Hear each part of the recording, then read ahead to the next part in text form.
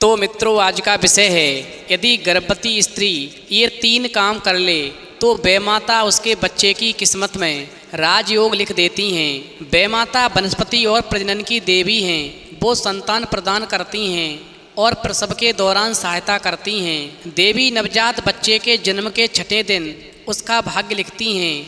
अब बात यह है कि किस बच्चे के नसीब में सुख और किस बच्चे के नसीब में दुख लिखती हैं। मित्रों, एक बार माता पार्वती ने भगवान शिव से पूछा, प्रभु बैमाता कौन से बच्चे के भाग्य में सुख और कौन से बच्चे के भाग्य में दुख लिखती हैं। फिर भगवान शिव कहते हैं, पार्वती तुम्हारा प्रश्न बहुत ही महत्वपूर्ण और ज्ञानवर्धक है। जो गर्भवती स्त्री अपने गर्भकाल के समय में ये 3 काम करती है उसके बच्चे के भाग्य में बैमाता राजयोग लिखती हैं। अब मैं तुम्हें एक छोटी सी कहानी सुनाता हूँ। पहले तुम कहानी को ध्यान से सुनो, फिर मैं तुम्हें बताऊंगा कि वो 3 काम कौन से हैं जो एक गर्भवती स्त्री को अपने गर्भकाल के समय अवश्य करना चाहिए, जिससे उसके बच्चे के भाग्य में राजयोग लिखा जा सके। तो मित्रों, कहानी शुरू करने से पहले मेरा आप सभी से अनुरोध है कि आप हमारी कहानी में खो जाएं। उससे पहले हमारे चैनल को सब्सक्राइब करके बेल आइकन अवश्य दबा लें, जिससे हमारी हर वीडियो का नोटिफिकेशन सबसे पहले आप तक पहुंच सके और आप हमारी हर वीडियो से प्राप्त ज्ञान का अपने जीवन में लाभ उठा सकें। तो आइए कहानी शुरू करते हैं। भगवान शिव कहते हैं, पार्वती बहुत पुराने समय की बात है। एक बहुत गरीब औरत ने एक सुंदर बेटे को जन्म दिया। उस बच्चे के हाथ पर नीले रंग का एक बड़ा सा दाग था, जो विद्वानों के अनुसार उसे भाग्यवान बना रहा था। उसके जन्म के साथ ही उस गांव के ज्ञानी ध्यानी पंडित ने भविष्यवाणी की कि ये बच्चा 14 साल की उम्र में एक राजकुमारी से विवाह करेगा और खुद राज करेगा। इसके भाग्य में राजयोग लिखा है। भगवान शिव कहते हैं, पार्वती इस प्रकार समय धीरे धीरे व्यतीत होता गया। एक दिन ऐसा हुआ कि एक राजा शिकार खेलते हुए रास्ता भूल करके उसी गांव में आ गया जहां उस बालक का जन्म हुआ था। उधर गांव वालों ने उस राजा को पहचाना नहीं कि ये राजा है, क्योंकि उन लोगों ने कभी उस राजा को देखा नहीं था। वहीं गांव के एक बूढ़े ने बातों ही बातों में राजा को बताया कि कुछ दिनों पहले उसके गांव में एक बच्चा पैदा हुआ है, जो 14 साल की अवस्था में इस राज्य के राजा की लड़की से विवाह करेगा, ऐसा विद्वानों ने बताया है। फिर तो ये बात सुनने के बाद में राजा को बहुत गुस्सा आया, क्योंकि कुछ दिन पहले ही राजा के घर में एक बेटी का जन्म हुआ था।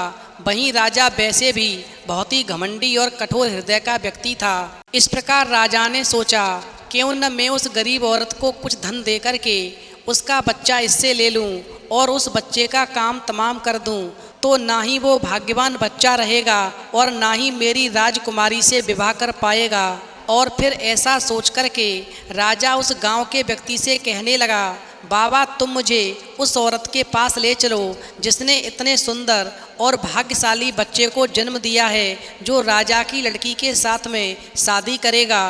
क्योंकि मैं ये चाहता हूँ कि वो स्त्री गरीब है जिसने भी इस बच्चे को जन्म दिया है, वो इस बच्चे की परवरिश ठीक ढंग से नहीं कर पाएगी।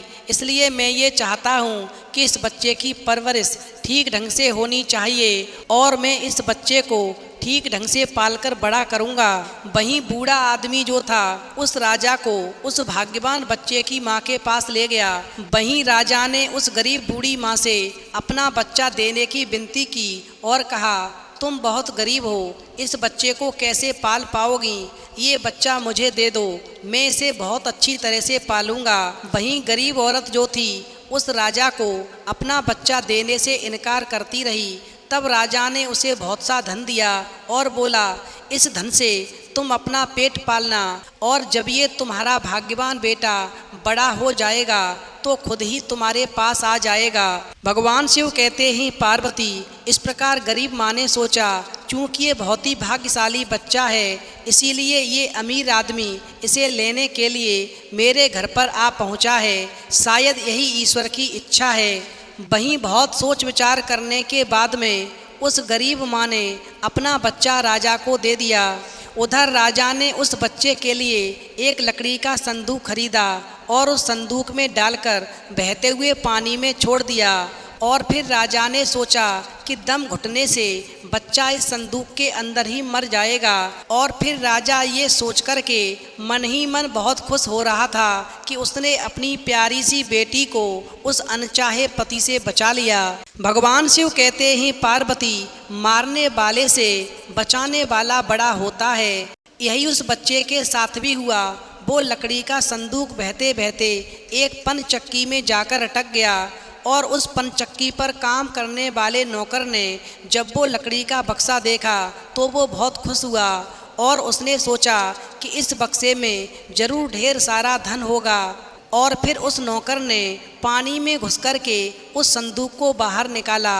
वहीं जब उसने संदूक को खोला तो देखा कि गंदे से कपड़े पहने एक बच्चा उसमें रो रहा था।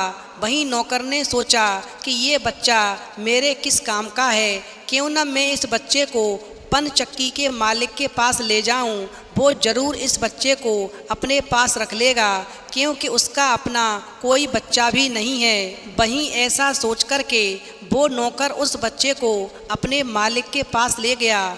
वहीं पनचक्की का मालिक उस बच्चे को देखकर बहुत खुश हुआ। उसने सोचा कि शायद ईश्वर ने उसकी पत्नी की प्रार्थना सुन ली और इस बच्चे को उसके पास में भेज दिया। वहीं उन दोनों पति पत्नी ने बड़े प्यार और लगन से उस बच्चे को पालना शुरू किया। और फिर जैसे जैसे वो बच्चा बड़ा होता गया उसके चेहरे पर तेज आता गया। इस प्रकार वो बच्चा अब इतना सुंदर दिखने लगा कि उसे जो भी कोई देखता था वो देखता ही रह जाता था। वहीं एक दिन एक घटना ऐसी घटी जिसने उस बच्चे के जन्म के समय की भविष्यवाणी को सही सिद्ध कर दिया, क्योंकि राजा किसी काम से उसी रास्ते से बाहर जा रहा था जिस रास्ते पर वो पनचक्की थी। वहीं रास्ते में अचानक बहुत बड़ा तूफान आ गया तो राजा को उस पनचक्की के पास में रुकना पड़ा। वहीं राजा ने उस सुंदर से लड़के को दुकान पर बैठा देखा तो उस पनचक्की के मालिक से पूछा, क्या ये तुम्हारा बेटा है? ये तो बहुत ही सुंदर है। वहीं चक्की का मालिक बोला, ये मेरा बेटा ही है, क्योंकि हमने ही इसे पाल पोस कर बड़ा किया है। आज से करीब 14 साल पहले ये बच्चा हमें एक लकड़ी के संदूक में मिला था। फिर तो पनचक्की के मालिक की बात को सुनकर के राजा को पुरानी बातें एकदम ताज़ा हो गईं। और फिर राजा को चक्की के मालिक की बात सुनकर बहुत आश्चर्य हुआ कि वो बच्चा जिसे वो अब तक मरा हुआ समझ रहा था अभी तक जिंदा है। इस प्रकार राजा ने उस लड़के को ख़त्म करने की फिर से तरकीब सोची और पनचक्की के मालिक से बोला, क्या आप इस लड़के को मेरा एक काम करने की आज्ञा दे सकते हैं? मैं रानी के पास में एक पत्र भिजवाना चाहता हूँ। ये पत्र बहुत ही ज़रूरी है और मैं इस काम के लिए तुम्हें सोने के 2 सिक्के दूंगा।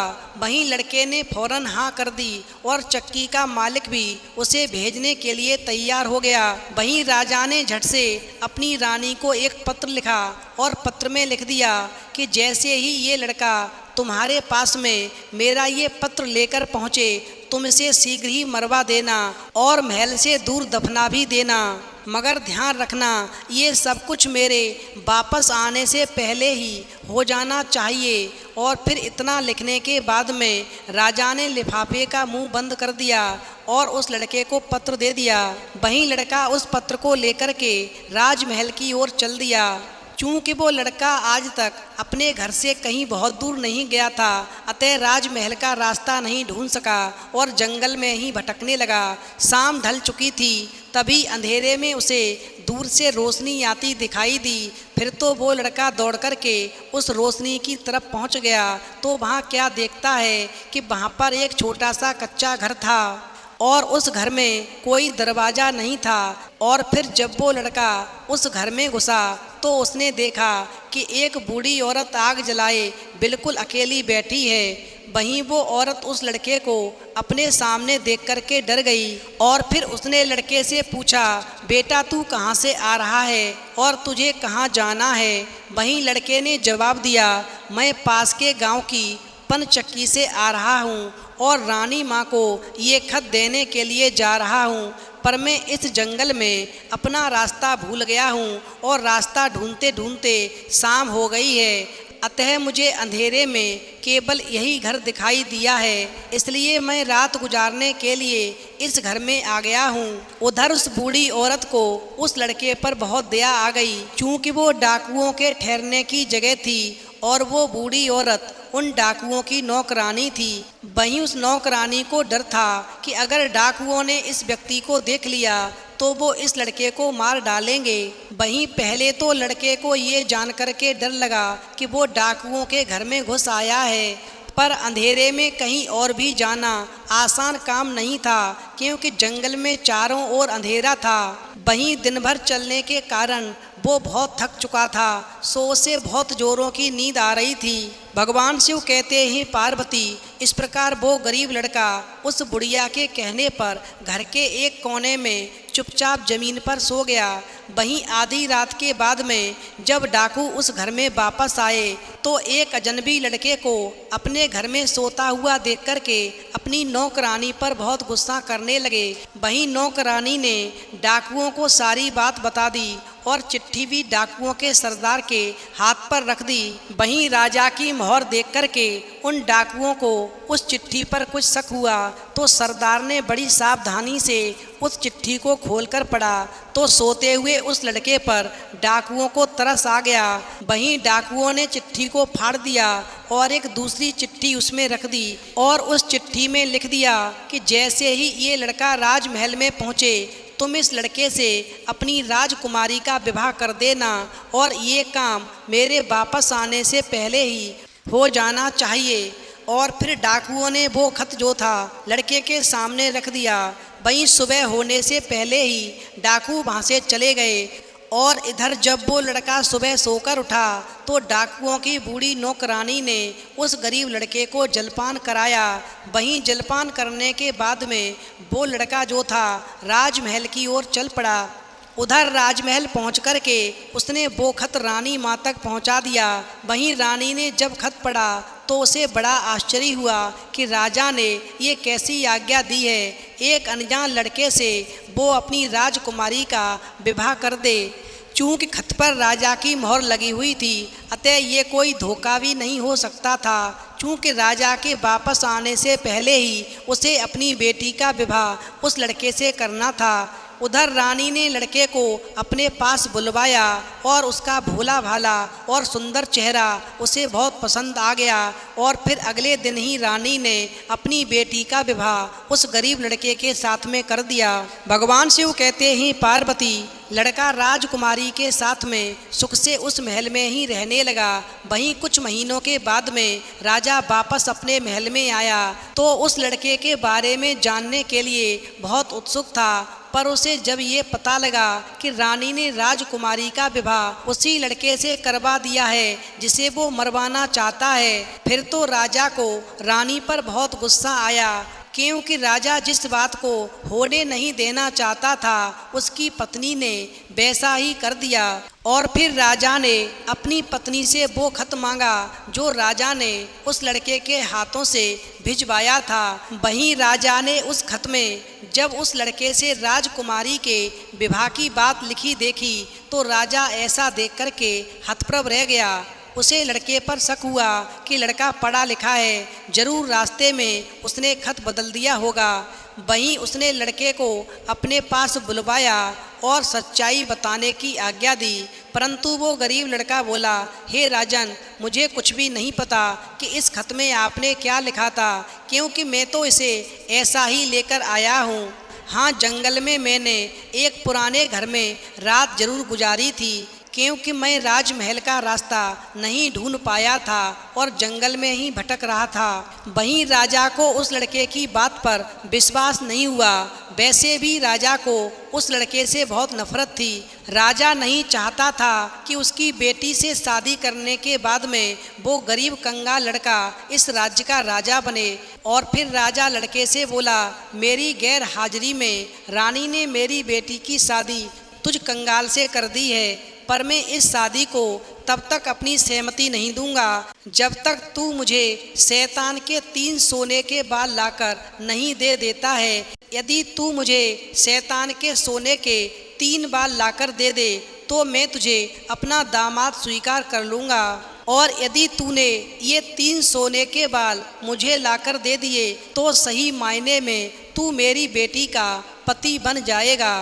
भगवान शिव कहते हैं, पार्वती, चूँकि राजा ने ऐसी असंभव शर्त इसलिए रखी थी कि 3 सोने के बाल ढूंढते ढूंढते ही वो लड़का कहीं मर खप जाएगा, इस प्रकार उसे इस लड़के से अपने आप छुटकारा मिल जाएगा। उधर उस लड़के के आगे राजा की आज्ञा का पालन करने के अलावा दूसरा कोई रास्ता नहीं था, क्योंकि अगर वो राजा की आज्ञा का उल्लंघन करेगा तो राजा उसे मरवा देगा। इससे अच्छा है कि बाहर जाकर ढूंढने पर शायद उसे 3 सोने के बाल लाने में सफलता मिल जाए।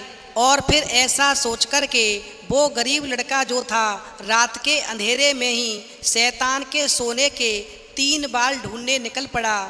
वहीं चलते चलते वो एक बड़े शहर में पहुंचा। उधर शहर की सीमा पर एक बड़ा सा गेट था जिस पर हथियारबंद सिपाही पहरा दे रहे थे। वहीं सिपाही ने उस लड़के से पूछा, यहाँ तुम्हारा क्या काम है? तुम इस जगह पर क्यों आए हो? क्या तुम जानते हो कि ये स्थान खतरों से भरा हुआ है? वहीं सिपाही की बात को सुनकर के वो गरीब लड़का कहने लगा, मैं सब कुछ समझता हूँ और जानता हूँ। तो सिपाही बोला, अगर तुम सब कुछ जानते हो तो हम पर भी एक मेहरबानी करो, हमें भी बताओ कि शहर की सीमा पर जो ये कुआं है, पहले उस कुएं से मीठा पानी निकलता था पर अब उसमें पानी ही नहीं है, वो कुआं सूख गया है, आखिरकार ऐसा क्यों हुआ? फिर तो सिपाही की बात को सुनकर के वो लड़का कहने लगा, अभी तुम थोड़ा सब्र करो, जब मैं अपना काम खत्म करके वापस आऊँगा तो तुम्हें बताऊंगा कि जिस कुएं में मीठा पानी निकलता था अब वो कुआं पूरी तरह से क्यों सूख गया है। और फिर इतना कहकर वो लड़का गेट से निकल कर के आगे गया। उसके बाद में वो दूसरे शहर के बड़े से गेट के पास में पहुंचा तो वहाँ पर भी एक हथियारबंद सिपाही पहरा दे रहा था और उस सिपाही ने भी उस लड़के से पहले वाले सिपाही जैसा सवाल पूछा तो लड़के ने उसे भी यही जवाब दिया। वहीं सिपाही बोला, अगर तुम सचमुच समझते और जानते हो तो कृपा करके मुझे इतना बताओ कि इस शहर की सीमा पर जो सेब का पेड़ लगा है उसमें पहले सोने के सेब लगते थे पर अब ये पूरी तरह से सूख गया है, अब इसमें पत्तियां भी नहीं लगती, आखिरकार ऐसा क्यों हुआ? फिर तो दूसरे सिपाही की भी बात को सुनकर के वो गरीब लड़का बोला, थोड़ा इंतजार करो, अपना काम पूरा करके आने पर मैं इसका जवाब तुम्हें बताऊंगा। और फिर इतना कहकर वो गरीब लड़का आगे को चल दिया और चलते चलते तीसरे शहर की सीमा पर पहुंचा तो वहाँ पर एक बड़ी सी नदी थी जिसमें एक छोटी सी नाव थी और एक नाविक उस पर बैठा था।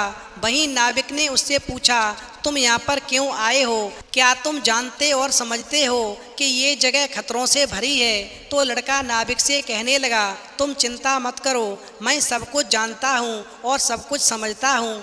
तो नाविक बोला, अगर तुम सब कुछ समझते और जानते हो तो कृपा करके मुझे बताओ कि आने जाने के इस काम से मुझे छुटकारा कैसे मिलेगा, मैं इस नाव से कैसे मुक्ति पा सकता हूँ? वहीं लड़का बोला, इस सवाल का जवाब मेरे वापस आने पर तुम्हें जरूर मिलेगा, पर पहले तुम मुझे नदी पार करवाओ। वहीं नाविक ने गरीब लड़के को अपनी नाव पर बैठाकर दूसरे किनारे पर छोड़ दिया और फिर जैसे ही वो नदी के दूसरे किनारे पर गया वहाँ उसे नीचे की ओर जाने वाला कच्चा और अंधेरा सा रास्ता दिखाई दिया और फिर वो गरीब लड़का उसी रास्ते पर चल पड़ा।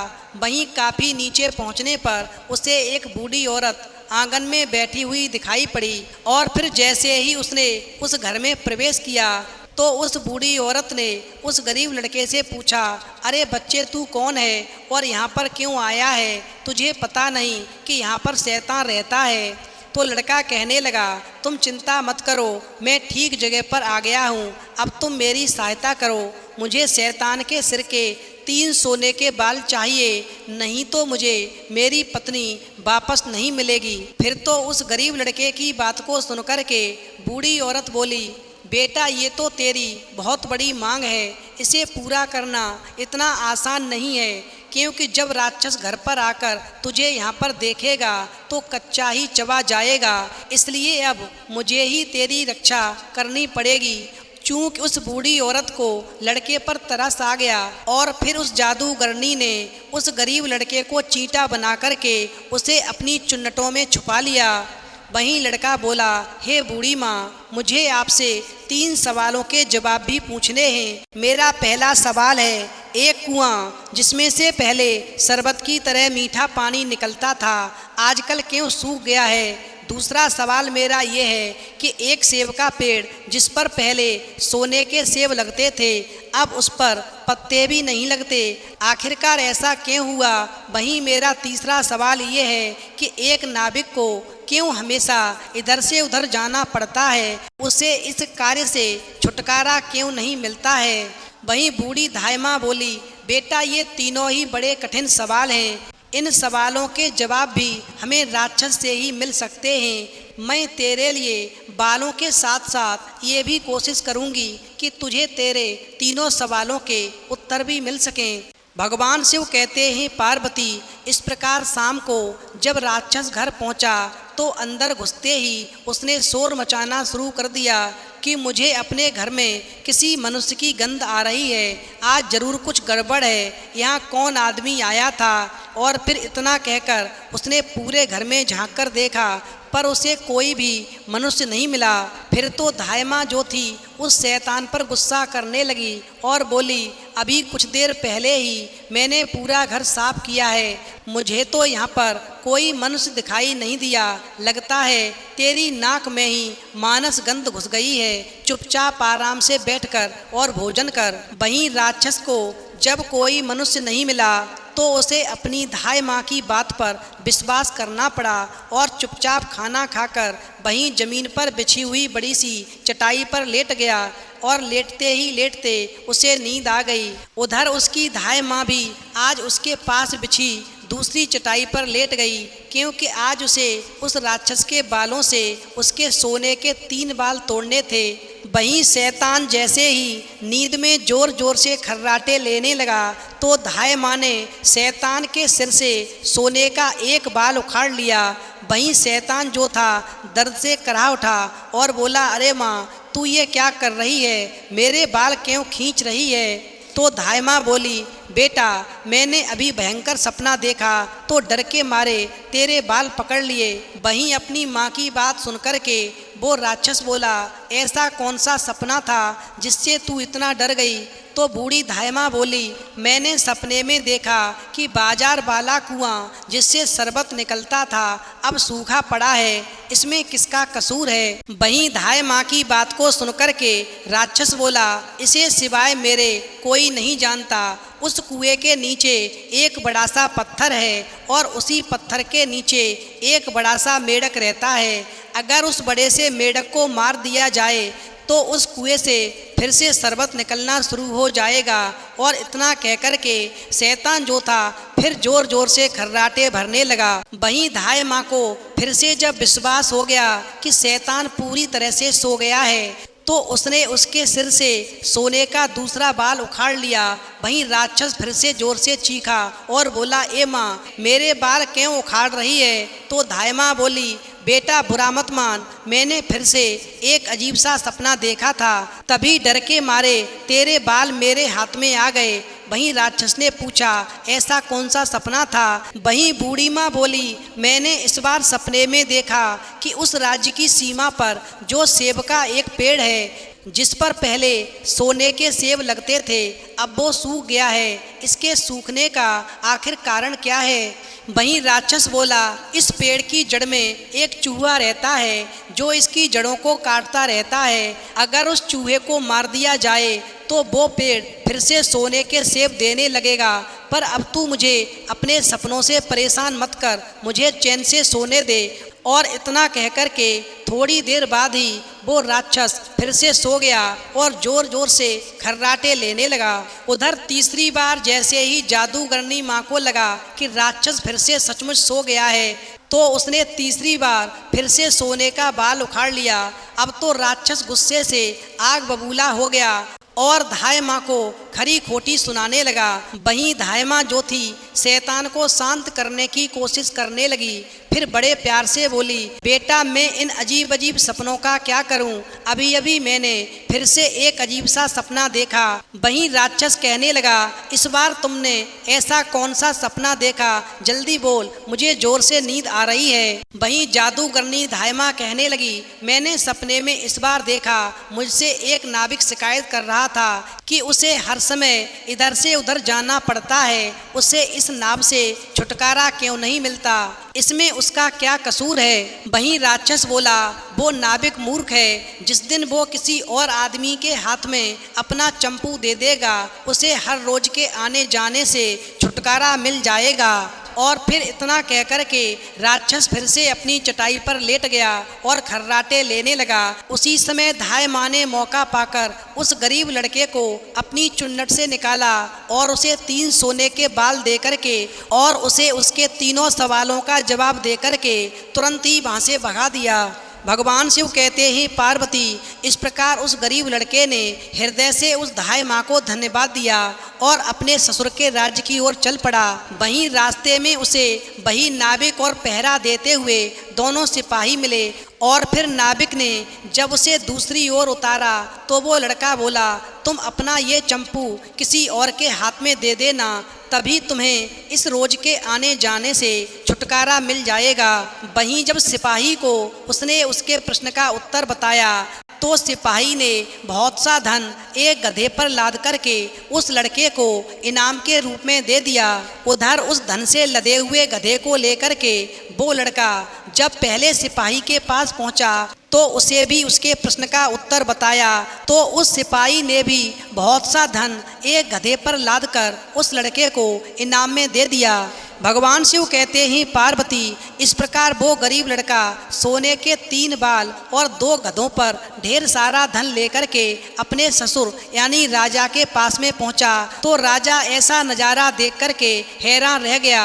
वहीं तीनों बाल और धन से भरे हुए 2 गधों को देख करके राजा ने उससे पूछा, तुम्हें इतना ढेर सारा धन कहाँ से मिला? तो लड़का बोला, मैं नदी के उस पार गया था, वहाँ मुझे बहुत सारा धन मिला, उसमें से कुछ धन मैं अपने साथ ले आया। वहीं राजा लालच में आ गया और उस गरीब लड़के से कहने लगा, क्या मैं भी नदी के उस पार से तुम्हारी तरह कुछ धन ला सकता हूँ? तो लड़का बोला, क्यों नहीं, उस नदी में नाव पर एक नाविक बैठा है जो अपनी नाव से आपको उस पार ले जाएगा, पर आप उसका चंपू उससे लेकर के नाव को खुद चलाएंगे तो नदी की दूसरी ओर पहुंचकर ढेर सारा धन लेकर के आएंगे। वहीं लालची राजा इतना सुनकर के नदी की ओर चल पड़ा।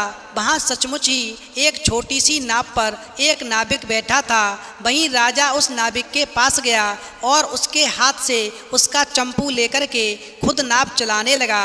अब उस नाविक को रोज के आने जाने से पूरी तरह से छुटकारा मिल गया और राजा को उस नाविक की जगह हर समय नाव पर इधर से उधर जाने की सजा मिली। भगवान शिव कहते हैं, पार्वती, इस प्रकार वो गरीब लड़का जो अब एक राज्य का राजा बन चुका था, फिर वो राजा की लड़की राजकुमारी यानी अपनी पत्नी को लेकर के अपनी बूढ़ी माँ के पास पहुँचा तो उस बूढ़ी माँ की आंखों में खुशी का ठिकाना नहीं था, क्योंकि अब गरीब माँ का बेटा एक राज्य का राजा बन चुका था, क्योंकि बै माता ने उसके भाग्य में राजयोग लिखा था। वहीं जैसे ही वो बूढ़ी गरीब माँ बै माता को मन ही मन में धन्यवाद कहती है और बै माता को याद करती है, वैसे ही बै माता उस गरीब बूढ़ी माँ को दर्शन देती हैं और कहती हैं, तुमने अपने गर्भकाल के समय 3 काम किए, मेरा ध्यान लगाकर भजन पूजा की, अच्छे दृश्य देखे, अच्छी किताबें पढ़ी, और जो स्त्री अपने गर्भकाल के समय मेरा ध्यान लगा करके पूजा पाठ करती है, अच्छे चित्र देखती है, अच्छी किताबें पढ़ती है, ऐसी स्त्री के बच्चे के भाग्य में मैं राजयोग लिखती हूँ, जैसा कि तुम्हारे बच्चे के भाग्य में लिखा और वो एक राज्य का अब राजा बन गया और उसका विवाह भी एक राजकुमारी के साथ हुआ और तुम्हारी गरीबी हमेशा के लिए दूर हो गई। वहीं अंत में भगवान शिव कहते हैं, पार्वती, जो स्त्री अपने गर्भकाल के समय में पूजा पाठ करती है, अच्छे दृश्य देखती है, अच्छी किताबें पढ़ती है, चरित्र को उज्जवल रखती है, उसके बच्चे के भाग्य में राजयोग लिखा जाता है। यानी बेमाता ऐसी स्त्री के बच्चे के भाग्य में राजयोग लिखती हैं और उसके जीवन में धन की कभी कमी नहीं रहती। तो मित्रों, यदि आपको वीडियो पसंद आई हो तो प्लीज़ आप हमारे चैनल को सब्सक्राइब करें और भगवान शिव और पार्वती के लिए एक लाइक करना बिल्कुल भी न भूलें।